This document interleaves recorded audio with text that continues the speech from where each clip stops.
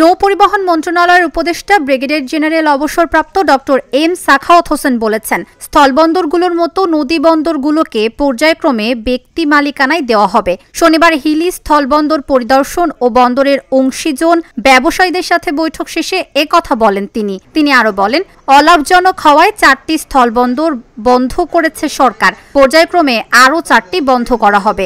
এছাড়াও ব্যবসায়ীদের থেকে উঠে আসা হিলি স্থলবন্দরের অব্যবস্থাপনা বিষয়ে তদন্ত করে চেয়ারম্যানকে ব্যবস্থা নেওয়ারও নির্দেশ দেওয়া হবে বলেন এম সাখাওয়াত হোসেন। সব বন্দরে আমি যাচ্ছি, যেখানে যেখানে অসুবিধা হচ্ছে সেগুলো এগুলো যেহেতু কন্ট্রাকচুয়াল বন্দর, কন্ট্রাক্ট দেওয়া হয়েছে, কাজে এই কন্ট্রাকচুয়াল বন্দরকে আরো কিভাবে উন্নত করা যায়, আপনার তো কন্ট্রাক্ট হয়ে গেছে, এটা অল্টার করতে পারবো না। অন্যান্য যেগুলো আমরা পরিচালনা করছি, গভর্নমেন্ট পরিচালনা করছি, ঠিক আছে, সেগুলি কিন্তু অনেক আধুনিকায়ন আছে।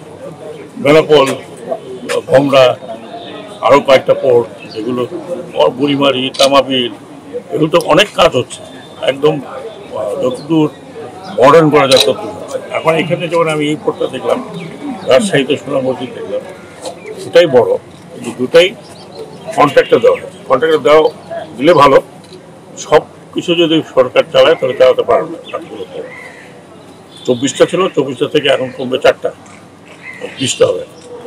এই 20টা পোর্ট সবগুলো চালানোর ডিফিকাল্ট। আমরা আরও কিছু পোর্ট, বিশেষ করে 2-4টা যে বন্দর আছে, নদী বন্দর, এগুলোকেও আমরা এইভাবে পাবলিক প্রাইভেট সেক্টর দিয়ে দেওয়ার চেষ্টা করছি, যাতে প্রাইভেট সেক্টর তারা নিজেরা পরিচালনা করে তাদের ইকুইপমেন্ট নিয়ে আসে।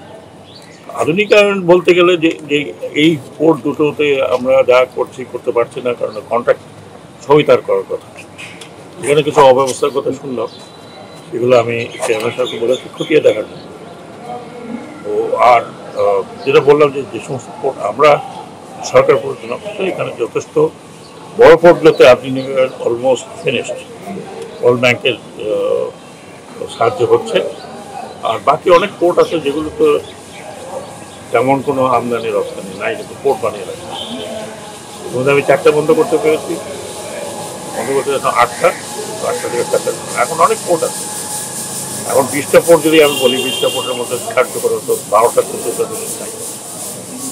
কিছু পোর্ট আধুনিকায়ন করে কি হবে?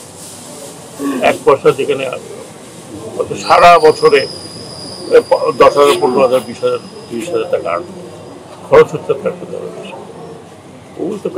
এগুলো কার্যকরী বড়। আমি তো অলরেডি 4টা বন্ধ করেছি, 4টা আমি তো বন্ধ। বাকিগুলো কি হতে পারে? বাকিগুলো দেখা যাক, বাকিগুলো নিয়ে আমি কথা বলবো। আরো কয়েকটা আছে, এগুলো অলাভজনক মানে কি? কিছু হয় না তো। অলাভজনক তখন হবে যখন এটা আসা যাওয়া হবে, কিছু হবে, মালামাল আসবে, তখন না বুঝবো যে অলাভজনক না লাভজনক।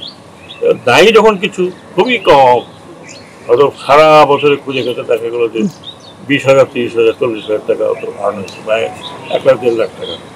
এগুলো রেখে তো কোনো লাভ নেই, ওই পারে কিছুই নাই। আমরা ইনফ্রাস্ট্রাকচার বানিয়ে রেখেছি। যেটা বললাম যে আমি তো একটা কমিটি করেছি, সেই কমিটিতে মোটামুটি 4টা কথা বলেছে, আরও 4টা চিহ্নিত আছে, চিহ্নিতগুলো দেখুন।